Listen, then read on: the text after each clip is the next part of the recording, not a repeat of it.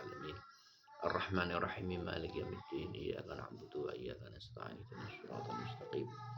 Shiratal ladzina an'amta 'alaihim ghairil maghdubi 'alaihim waladdallin. Rabbighfirli wa liwalidayya amin. Ya ayyuhalladzina amanu sabiru wasabiru warabitu wattaqullaha la'allakum tuflihun. Kita sampai ayat ke-200, yaitu ayat terakhir dari surat Ali Imran. Ya ayyuhalladzina, eling-eling wong akeh, amanu kang padha iman, sapa alladzina isbiru, padha sabaro sira kabeh. Padha sabaro sapa sira kabeh alat taati ing atase pira-pira ketaatan. Wal masaibi lan pira-pira musibah. Wa anil ma'asi lan saking pira-pira maksiat. Wasabiru lan padha cekelono sira ing sabar. Padha nyekelono sira ing sabar. Al kufara tegese ing pira-pira wong kafir. Fala yakunu mongko ora ana, mongko aja ana, mongko aja ana sapa al kufar iku asadda luweh banget apane sobron sabare mingkum tinimbang sira kabeh. Warabitu aqimu tegese jumenengono sira kabeh al jihad ing atase jihad. Wattaqu lan wedya sira kabeh Allah ing Gusti Allah fi jami'i ahwalikum ing dalem sekabehane pira-pira tingkah sira kabeh. La'allakum menawa sira kabeh iku tuflihuna padha tuflihuna padha bejo sapa sira kabeh. Tafuzuna tegese padha bejo sapa sira kabeh bil jannati kelawan swarga. Watanjuna lan padha selamet sapa sira kabeh minan nari saking neraka. Minan nari saking neraka. Jadi ayat terakhir niki ya ini adalah merupakan ya seperti wasiat lah atau tausiah. Jadi merupakan pesan terakhir dari surat Ali Imran. Ini kelihatan sekali ya ayyuhalladzina amanu sabiru merupakan pesan dari surat Ali Imran ayat yang terakhir. Ini adalah merupakan pesan yang luar biasa ya ayyuhalladzina amanu sabiru. Hei wong sing padha iman, bersabarlah kalian. Alat taat, bersabar terhadap ketaatan. Artinya sabar itu adalah kita berusaha untuk istiqomah. Berusaha untuk continue di dalam memegang sesuatu. Di dalam memegang sebuah komitmen itu adalah sabar. Kita berusaha sekuat mungkin untuk memegang sebuah komitmen. Komitmen apa itu? Yaitu komitmen taat. Kita sholat misalnya. Jangan cuma kita melakukan sholat tapi kita harus sabar terhadap sholat itu. Artinya kita punya komitmen untuk melakukan sholat itu terus di dalam waktunya. Dalam keadaan apapun, bagaimanapun kita sholat. Nah ini sabar. Kita sabar dalam puasa misalnya, itu ketaatan. Kita melakukan puasa Ramadan, walaupun ada godaan. Godaannya apa? Godaannya kita diiming-imingi jajanan sing enak, kita diiming-imingi dengan napa jenengane makanan-makanan yang enak, ora kunangan dan sebagainya. Atau mungkin kita di napa jenengane terdapat napa nggih, terdapat sesuatu yang menjadikan kita merasa berat ketika berpuasa. Misalnya contoh karena pekerjaan, nandur mbako misalnya.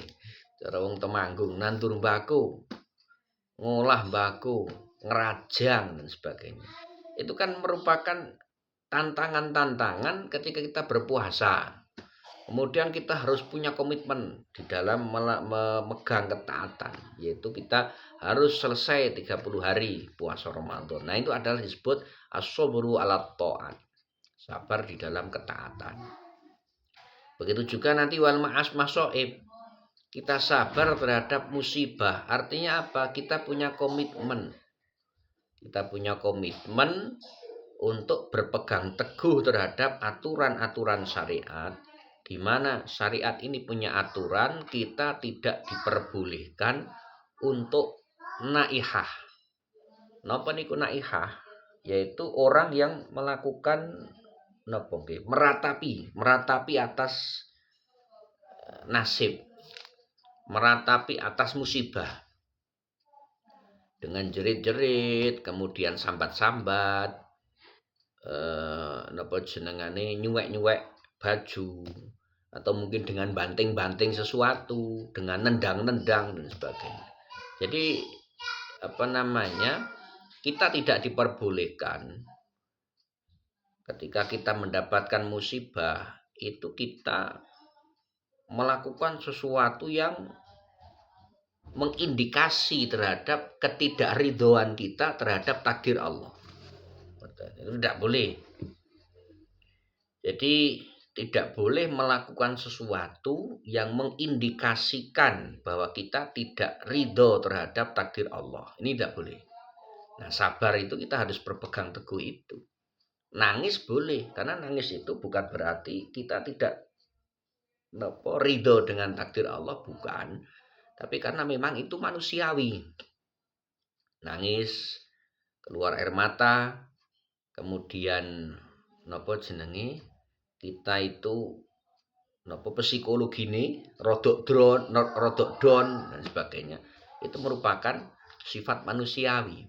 Tetapi kalau sampai keluar apa? Seperti yang saya sampaikan, kalau sing jerit-jerit, banting-banting dan sebagainya. Nah, ini yang disebut tidak sabar menghadapi musibah, sambat-sambat, kemudian kuken curhat, kuken curhat, itu seperti itu.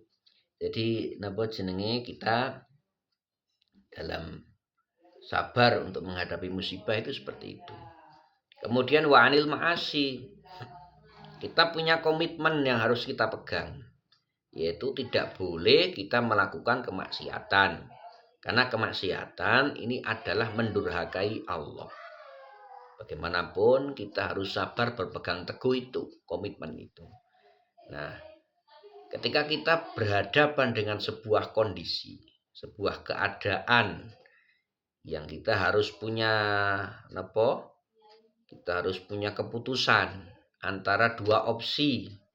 Opsi yang pertama adalah opsi maksiat. Tapi senajan kuwi maksiat, mungguh napa? Mungguh pendapat kita, opsi maksiat itu adalah jalan keluar. Ada opsi kedua, yaitu opsi yang paling sulit. Adalah opsi kita berpegang teguh kepada syariat, senajan itu adalah merupakan sesuatu yang sangat berat. Nah, maka dalam posisi ini kita harus berpegang teguh kepada jalan syariat itu.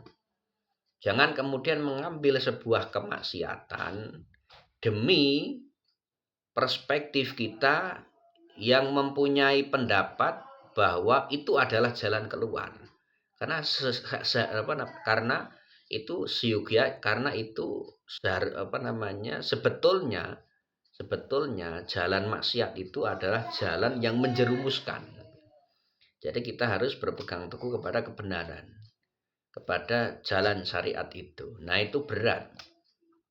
Maka itu disebut sebagai sabar juga. Jadi tidak boleh napa jenengane kita melakukan kemaksiatan. Itu juga disebut sabar. Maka ya ayyuhalladzina amanus biru, bersabarlah kalian. Ini memang Allah sengaja tidak menyebutkan maf'ulnya, tidak menyebutkan objeknya, hanya bersabar saja. Bersabar dalam hal apa? Ya artinya berarti bersabar dalam segala hal. Karena tidak disebutkan objeknya apa, maf'ul bihnya apa, tidak disebutkan. Berarti ini menunjukkan kita harus sabar di dalam segala hal. Kita harus teguh di dalam segala hal. Wasobiru, dan kita harus berpegang teguh terhadap kesabaran itu. Atau mungkin kalau bisa dibahasakan, kita harus bersabar di dalam kesabaran itu. Bersabar di dalam kesabaran. Karena bersabar itu berat, maka butuh kesabaran lagi untuk meneguhkan sabarnya yang pertama tadi. Wasobiru al-kufar. Jangan sampai ketika kita berhadapan dengan orang kafir, tadi konteks ini ya, mohon maaf, pada tafsir Jalalain ini diarahkan kepada ketika kita berperang kepada non muslim, kepada orang-orang kafir. Ketika berperang kepada orang-orang kafir, maka kita harus betul-betul sabar. Karena realitanya juga orang-orang kafir itu mereka bersabar tenan untuk mengalahkan kita. Bicaranya mengalahkan kita. Mereka melakukan melakukan sesuatu, pokoknya melakukan hal-hal yang berat untuk mengalahkan orang muslim. Mereka rekoso. Maka orang Islam jangan lengah. Walaupun kita sudah sabar, orang kafir itu kadang luwih sabar meneh untuk menghadapi kita, untuk mengalahkan kita. Jadi wasobiru itu kalau versi tafsir Jalalain adalah diarahkan kepada peperangan. Tetapi al-ibroh bi umumil lafzi la bi khususi sabab. Al-ibroh yang di ibroh di dalam Quran maupun teks Quran maupun teks hadis itu adalah keumuman lafaz. Jadi lebih bisa dimaknai lebih umum, tidak cuma ini. Jadi kita harus sabar di dalam kesabaran itu. Warobitu aqimu alal jihad. Kemudian frasa kedua atau kalimat yang kedua, warobitu ay aqimu alal jihad. Kita harus bertahan di dalam jihad, memerangi orang-orang kafir. Kita harus bertahan di dalam memerangi atau jihad kebodohan, memerangi kebodohan. Kita harus bertahan di dalam memerangi kezaliman dan sebagainya. Jadi warobitu itu ngoten. Jadi untuk sebuah kebenaran itu memang harus warobitu, harus istiqomah, harus kontinu, berat. Jadi orang dia memegang kebenaran, dia memperjuangkan kebaikan, memperjuangkan keadilan, itu pasti berat. Begitu juga orang dia berpegang teguh terhadap kemaksiatan, berpegang teguh terhadap kemungkaran, berpegang teguh kepada kejahatan, itu dia pasti juga berat. Karena di dunia ini ada konflik. Di dunia ini ibarat ada kutub utara, ada kutub selatan, saling tarik menarik antara kebaikan dan kezaliman, antara keadilan dan kejahatan. Itu pasti ada tarik menarik, pasti itu. Maka ketika kita dalam kebaikan, jangan sampai kalah dalam kita berpegang teguh kepada kebaikan itu. Jangan sampai kalah kepada orang-orang yang ahli maksiat di dalam berpegang teguh di dalam kemaksiatan mereka. Jadi misal contoh Indonesia ini kan adalah negara hukum. Negara hukum yang berusaha untuk menghilangkan miras dengan nopo dihilangkan secara total. Kepingin kan ngoten dihilangkan secara total. Tetapi ada orang-orang yang sangat getol. Mereka berusaha piye carane miras tetep ono. Itu ada. Dan mereka nopo? Mereka nopo kontradiksi dengan mayoritas dan mereka bertahan. Bukti ini sampai sekarang miras itu masih ada. Contoh melih narkoba. Narkoba itu sudah dilawan oleh pemerintah, undang-undang sudah jelas, bahkan dengan orang dengan pengedar narkoba dengan taraf sekian bisa dihukum mati dan sebagainya. Tapi kenapa masih ada narkoba beredar? Dan itu pasti ada orang-orang yang sangat sabar, getol, mereka mempertahankan narkoba bicaranya iso menyebar di Indonesia. Dan jadi bahkan kejelekan pun, bahkan kejahatan pun, kemaksiatan, kemungkaran itu butuh kesabaran. Maka kita di dalam kebaikan, di dalam keadilan, di dalam perjuangan harus lebih butuh terhadap kesabaran itu daripada mereka. Jangan sampai kalah kepada mereka.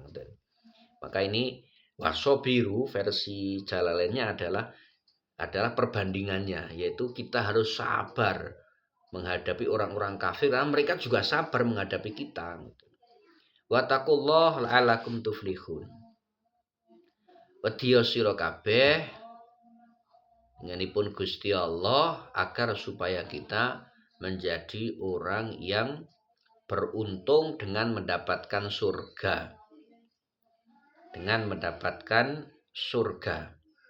Jadi bahasa Quran dengan la'allakum tuflihun, dengan kalimat wattaqullaha la'allakum tuflihun, takutlah kepada Allah agar kalian beruntung. Ini adalah sebuah kalimat yang mengajarkan kepada kita bahwa di dalam keseharian kita, di dalam kehidupan manusia, semuanya adalah ditentukan oleh Allah. Bahkan di dalam kebaikan, kita melakukan kebaikan, kita melakukan ibadah, fi'lu kita, perbuatan kita itu ditentukan oleh Allah juga. Jadi orang dia sholat itu juga dikehendaki oleh Allah. Orang dia maksiat itu juga dikehendaki oleh Allah. Maka artinya semua perbuatan yang kita lakukan itu adalah merupakan kehendak Allah. Dan jika itu kehendak Allah, maka kita wattaqullah, kita bertakwa, kita harus bertakwa kepada Allah. Kita berusaha semaksimal mungkin. Dan jika kita takwa, karena kita tahu takwanya kita bisa takwa kepada Allah. Kita bisa beribadah, kita bisa berbuat baik. Itu hakikatnya adalah kehendak Allah. Maka kemudian setelah kita melakukan itu, maka kita akan menjadi orang yang beruntung. Artinya beruntung, orang sing beruntung itu napa jenengane, orang beruntung itu kaya ditentukan orang lain. Beruntung itu ditentukan oleh orang lain, ditentukan oleh takdir, faktor takdir. Dan itu memang seperti itu. Bukan berarti ketika kita melakukan sifat takwa, kemudian kita akan mendapatkan hasilnya sebagaimana seseorang dia bekerja jam 7 sampai jam 4 dengan gaji harian dia itu 100.000 misalnya. Kemudian dia berangkat jam 7, pulang jam 4 sesuai prosedur mendapat gaji 100.000. Bukan seperti itu. Tetapi ini adalah keperuntungan karena kita itu melakukan takwa kepada Allah. Kita melakukan takwa kepada Allah itu hakikatnya yang menghendaki dan menggerakkan kita untuk takwa itu Allah. Maka jika kita betul-betul melakukan takwa dan itu adalah perbuatan Allah hakikatnya, maka kita disebut beruntung. Maka kita disebut beruntung. Beruntung bagaimana? Beruntung mendapatkan surga. Beruntung kita selamat dari neraka. Yang semuanya itu hakikatnya dikehendaki oleh Allah dan Allah yang melakukan. Sedangkan kita itu hanyalah sebuah objek yang ditakdirkan oleh Allah. Jadi sampai titik ini artinya tafuzuna bil jannah wa tanjuna minan nar. Itu kemudian kita sadar seberapapun kita menjadi baik, seberapapun kita menjadi orang ahli ibadah, ahli ilmu dan sebagainya, itu tidak akan berarti, karena hakikatnya kebaikan kita itu adalah kebaikan Allah. Itu adalah kehendak Allah, adalah perbuatan Allah. Dan kita adalah merupakan sesuatu yang digerakkan oleh Allah itu. Dan maka ketika kita sadar hal itu, maka kita tidak jumawa. Karena kita adalah merupakan objek yang digerakkan oleh Allah. Objek yang dikersakake Allah. Jika Allah ngersakake kita untuk tidak menjadi orang baik, maka kita pasti akan jadi orang ahli maksiat. Jika Allah menghendaki kita sebagai orang yang jenengane bodoh, maka kita pasti jadi orang bodoh. Maka tidak boleh kemudian ada seseorang dia merasa paling pintar sendiri karena dia usahanya sendiri. Tidak boleh dia merasa ahli ibadah karena dia usahanya sendiri. Dia tidak boleh merasa menjadi orang yang baik karena usahanya sendiri. Itu semuanya adalah usaha, itu adalah semuanya kehendak Allah dan Allah yang menggerakkan. Jika Allah menghendaki, maka bisa jadi orang baik tersebut akan dirubah menjadi orang buruk. Orang ahli ilmu tersebut ilmunya akan dicabut, dia akan menjadi bodoh. Orang dia itu menjadi orang kaya raya, bisa jadi jika Allah mencabut hartanya, dia akan menjadi orang melarat. La'allakum tuflihun. Bun. Wa waroda annaman qara'a surata Ali Imran atahullah bikulli ayati minha amanan ala jisri jahannam. Ada sebuah hadis yang menyebutkan tentang fadilah surat Ali Imran. Ini karena sebagai penutup penutup dari surat Ali Imran. Barang siapa dia membaca surat Ali Imran, maka Allah akan memberikan kepadanya dengan setiap ayat yang dia baca akan memberikan keamanan terhadap titian neraka jahanam. Jadi artinya ketika dia meniti atau melewati jembatan Shiratal Mustaqim, ketika dia melewati jembatan Shiratal Mustaqim, maka setiap ayat dari surat Ali Imran ini akan menjadi aman, menjadi keamanan. Artinya akan menjamin dia aman, akan menjamin dia aman agar dia bisa melewati Shiratal Mustaqim. Itu sebuah hadis.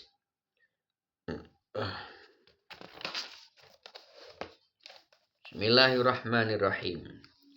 Suratun Nisa. Madaniyatun mi'atun wa khamsun. Suratun Nisa. Utawi iki iku surat An-Nisa. Surat An-Nisa. Madaniyatun iku bangsa Madinah. Mi'atun iku 100 wa khamsun lan 5. Au situn utawa 6, au sabun utawa 7, wa sabuna lan 70. Apane ayatan ayate.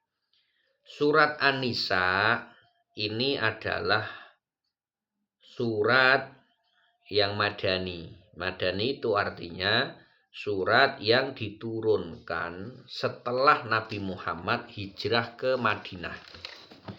Namanya surat madani.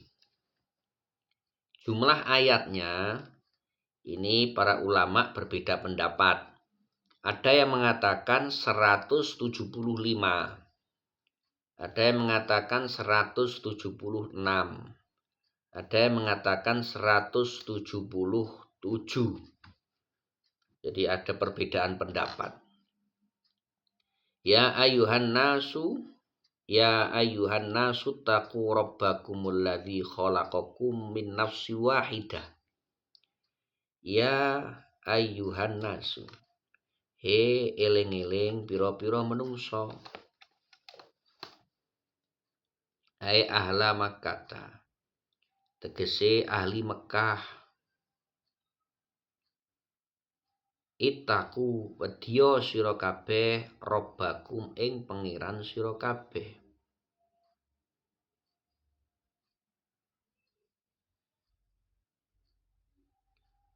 Ai iqabahu tegese siksane robbakum bi antuti'uhu takwa kelawan yen to taat sapa sira kabeh ing Allah.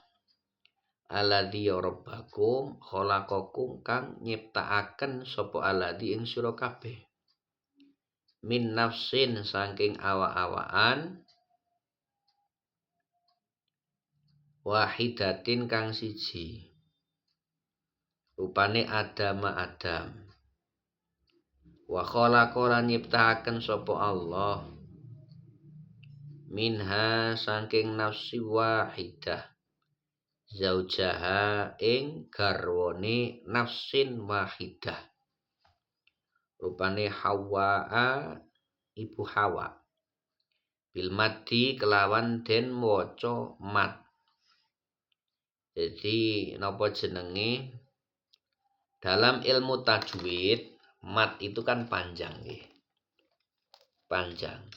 Tetapi dalam ilmu shorof ataupun dalam ilmu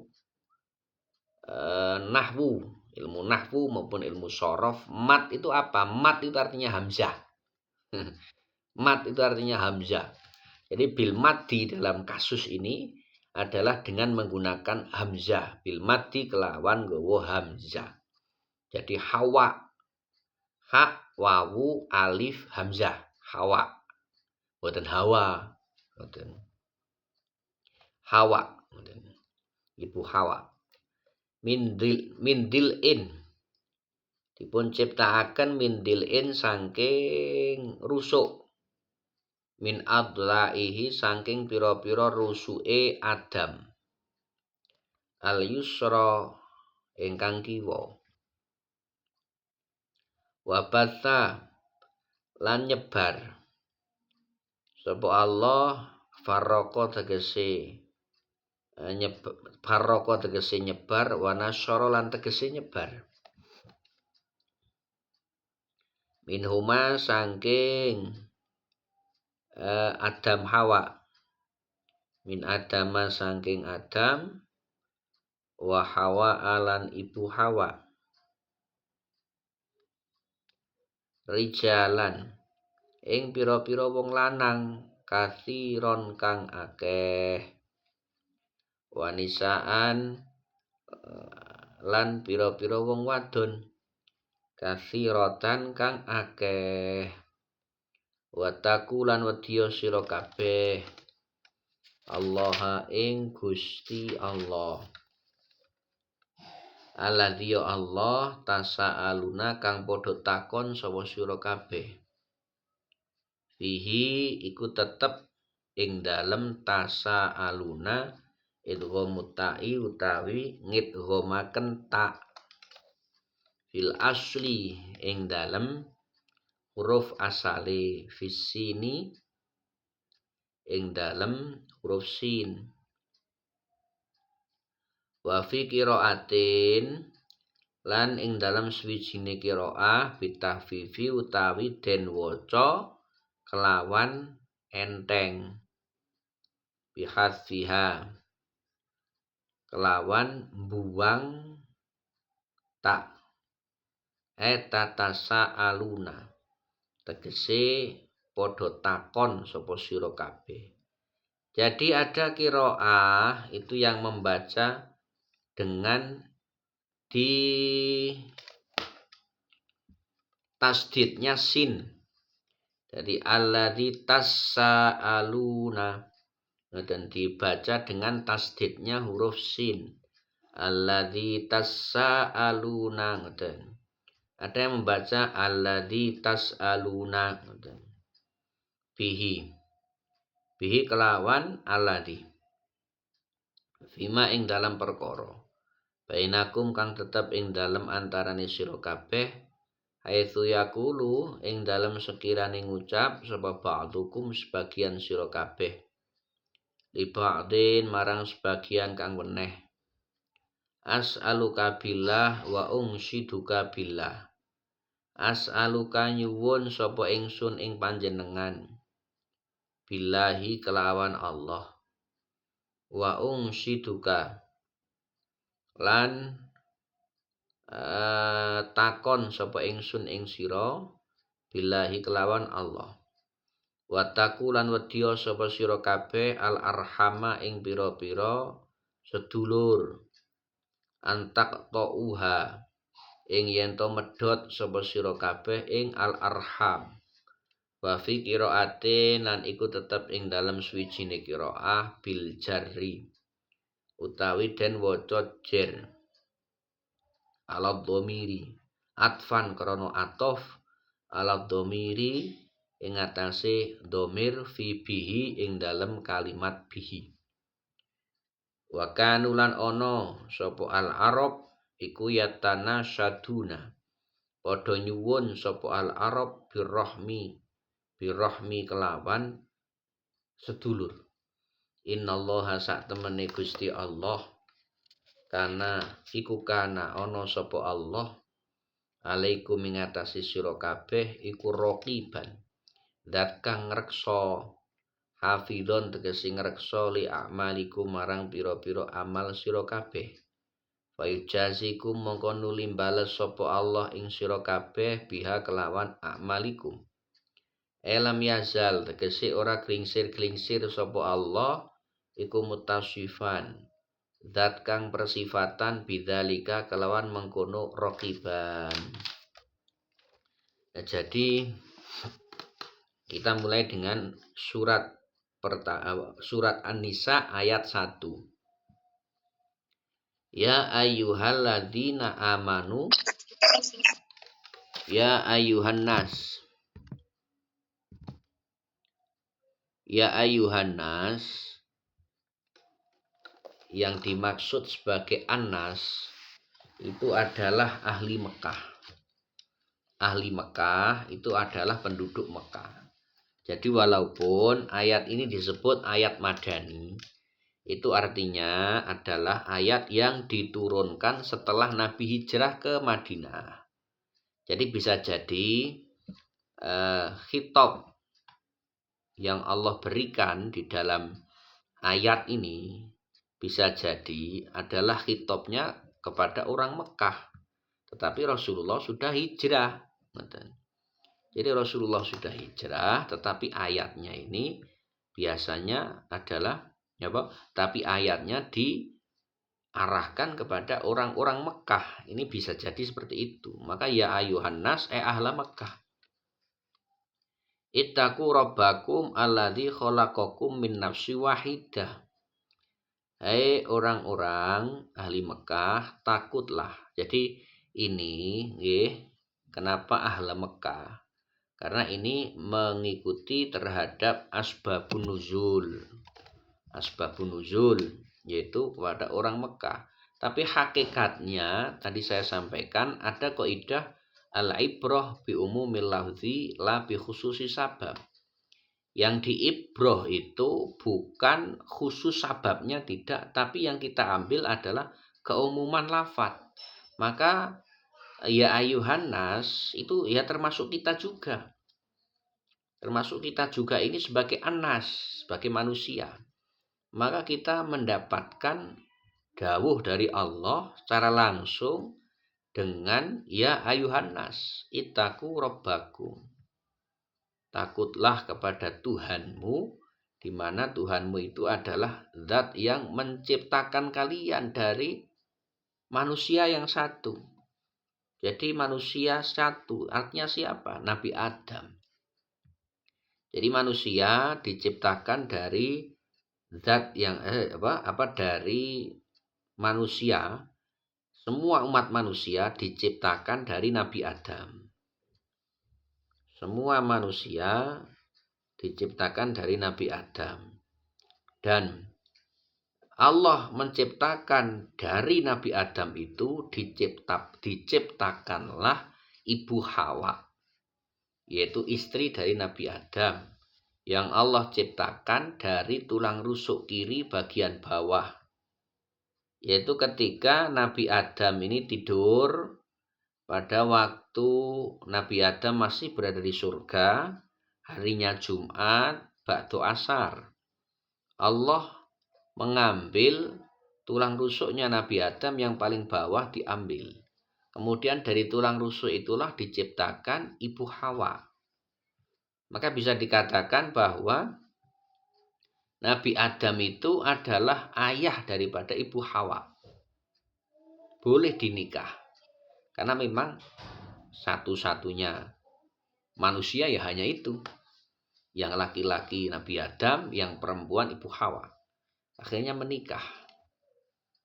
Dan dari keduanya wabatha minhuma rijalan katsira wa nisaa. Dan dari keduanya lah Allah menciptakan umat manusia. Jadi ini menjadi dasar kita bahwa umat manusia itu asal muasalnya adalah Nabi Adam dan Ibu Hawa. Bukan seperti teori Darwin yang ada evolusi manusia itu berasal dari kera. Kemudian kera itu berasal dari hewan laut. Kemudian hewan laut ini berasal dari makhluk yang antah berantah. Mboten. Jadi apabila ada orang Islam dia meyakini seperti itu, berarti dia dihukumi kafir atau bisa dihukumi sebagai murtad. Karena dia mengingkari ayat yang sharih, yaitu surat An-Nisa ayat 1. Ya ayuhan nasu taqu rabbakum alladzi khalaqakum min nafsin wahidatin wa khalaqa minha zawjaha wa batsa minhuma rijalan katsiran wa nisaa. Jadi ajaran agama bahkan agama apapun, khususnya yang agama samawi, itu pasti akan mengatakan bahwa asal usul manusia adalah Nabi Adam.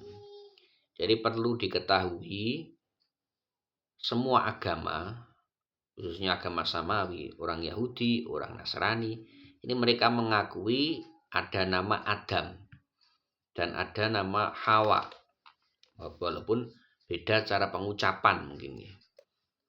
Itu mereka semuanya mengakui bahwa Nabi Adam adalah bapak manusia. Versi sejarah mengatakan Nabi Adam diturunkan oleh Allah di daerah yang disebut Sarondib.